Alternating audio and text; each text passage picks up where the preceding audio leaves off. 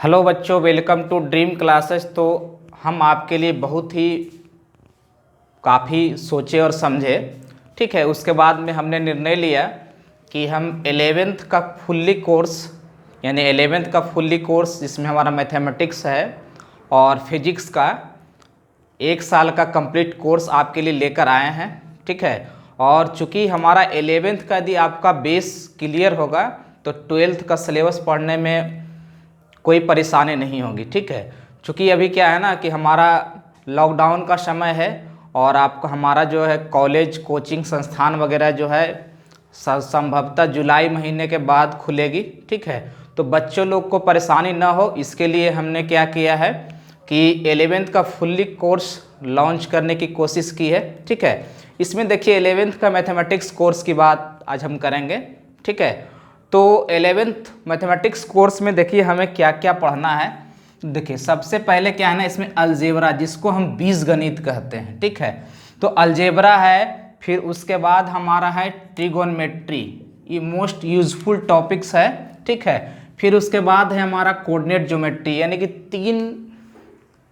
हमारा जो है 3 कैटेगरी में हमने इसको बांटा है, अलजेब्रा, ट्रिगोनमेट्री और ये कोऑर्डिनेट, ठीक है। अब देखिए इसमें क्या है ना, सभी मोस्ट इम्पॉर्टेंट टॉपिक्स है 12th क्लास के लिए, या फिर अपर हम आपका आईआईटी जेई का तैयारी करते हैं या इंटर बेसिस जो भी हमारा एग्जामिनेशन होता है उसमें 11th और 12th दोनों में से क्वेश्चंस आते हैं, ठीक है।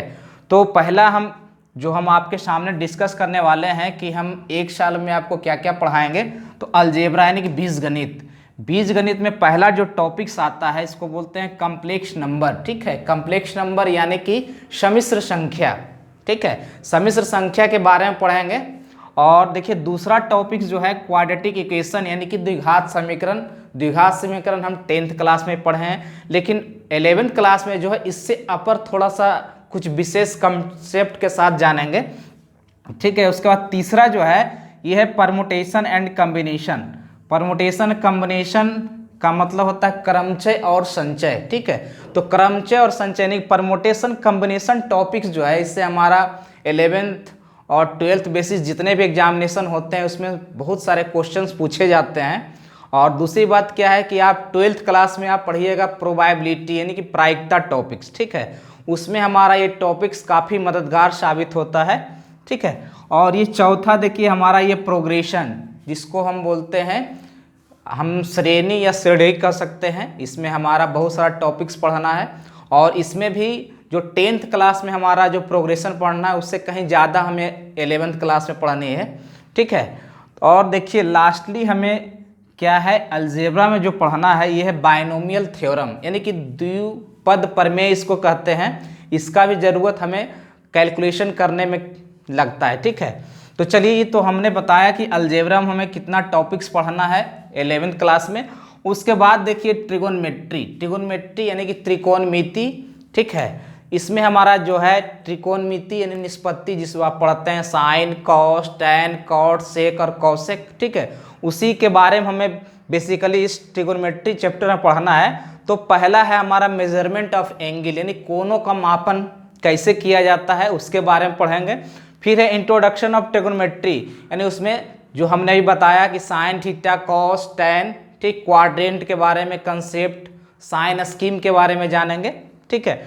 और ये तीसरा जो है ये भी काफ़ी इंपॉर्टेंट टॉपिक्स है जिसको हम ग्राफ कहते हैं। ग्राफ के जरिए बहुत सारा क्वेश्चन जो है आपका 12th में और अपर क्लास में, ठीक है, वहाँ हमें ज़रूरत पड़ती है। और चौथा ये टॉपिक्स है कंपाउंड एंगल यानी संयुक्त कोण इसको कहते हैं, ठीक है। और ये पांचवा टॉपिक जो है ये हमारा है मल्टीपल एंगल, ठीक है, यानी अपवर्ती कोण जो A 2A 3A 4A इस तरह से जो एंगल होता है इसे हम विशेष क्लास में डिस्कस करेंगे। और ये है सब मल्टीपल एंगल यानी कि हमारा जो है अपवर्तक कोण, ठीक है। और इसमें और भी टॉपिक्स पढ़ना है सॉल्यूशन ऑफ इक्वेशन यानी त्रिकोणमिति से रिलेटेड जो हमारा समीकरण होगा उसी को हल करने पर आधारित हमें पढ़ना है। और ये 8वां जो है मेनली हमको पढ़ना है प्रॉपर्टीज ऑफ ट्रायंगल। इसमें हमारा साइन रूल पढ़ना है, कोसाइन रूल है, टेंजेंट रूल है, कॉट टेंजेंट रूल है। इसके बारे में हम यानी कि त्रिकोणमिति जो है खास करके जब आप कैलकुलस सेकेंड ईयर में पढ़िएगा, ठीक है, तो वहाँ पे इस त्रिकोणमिति का बहुत ज़्यादा ही उपयोग होता है। ठीक है, तो ये तो हमने बताया कि त्रिकोणमिति में क्या पढ़ना है। और देखिए लास्टली ये हमारा कोऑर्डिनेट ज्योमेट्री है, ये काफ़ी इंपॉर्टेंट टॉपिक्स है। और इसमें क्या है ना कि जितने भी टॉपिक्स हैं सभी में अलग अलग कंसेप्ट की ज़रूरत होती है, यानी कि प्रत्येक क्वेश्चन अपने आप में मायने रखता है। तो आप कैलकुलस पढ़िए 12th क्लास में, वहाँ भी ये टॉपिक्स कोऑर्डिनेट ज्योमेट्री जो है काफ़ी आपका मायने रखता है, यानी काफ़ी अहमियत रखता है 12th क्लास के लिए। ठीक है, तो यदि आपका 11th का बेस यदि अच्छा होगा तो 12th क्लास में आपको कोई परेशानी नहीं होगी। ठीक है, तो देखिए कोऑर्डिनेट ज्योमेट्री में हमें पढ़ना क्या है, तो पहला है इंट्रोडक्शन ऑफ कोऑर्डिनेट ज्योमेट्री, यानी कि निर्देशांक ज्यामिति का परिचय। उसमें क्वाड्रेंट हो गया, साइन स्कीम हो गया, डिस्टेंस फार्मूला हो गया, सेक्शन फार्मूला हो गया, और उसका अनुप्रयोग के बारे में पढ़ना है। दूसरा है टॉपिक्स स्ट्रेट लाइन, यानी कि स्ट्रेट लाइन के बारे में पढ़ना। इसमें भी 10 टॉपिक्स है, यानी सबसे ज़्यादा टॉपिक्स इसी स्ट्रेट लाइन टॉपिक्स में ही पढ़ना है।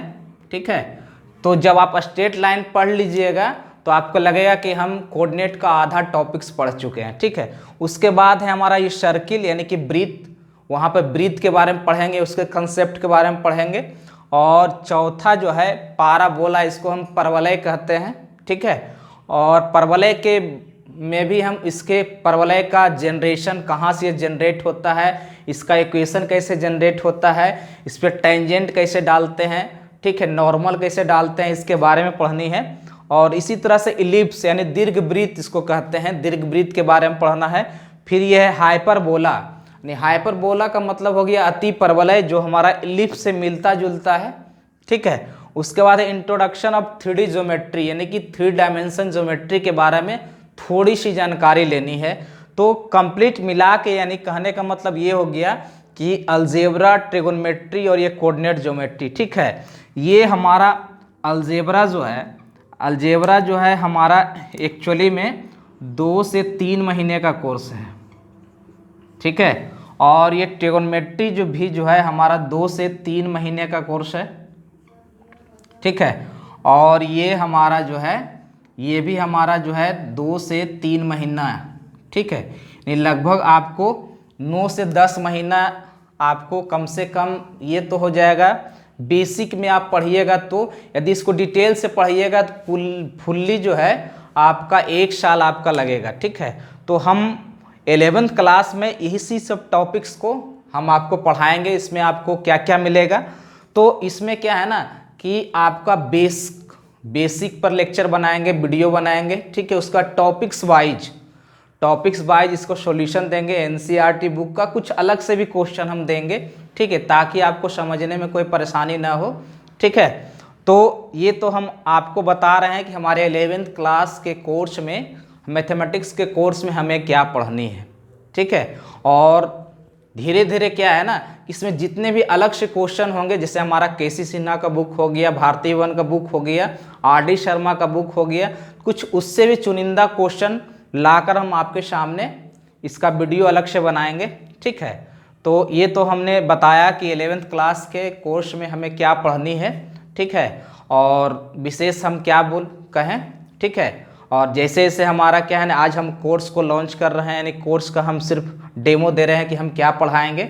इसके बाद हम सबसे पहले जो है ना आपका ये ट्रिगोनोमेट्री को शुरू करेंगे, यानी कि त्रिकोणमिति को शुरू करेंगे। चूँकि इससे बच्चे 10th क्लास में जो है कुछ बेस पढ़ा हुआ होता है, उसको समझने में परेशानी नहीं होती है। ठीक है, तो आज इतना ही रहने देते हैं। Best of luck.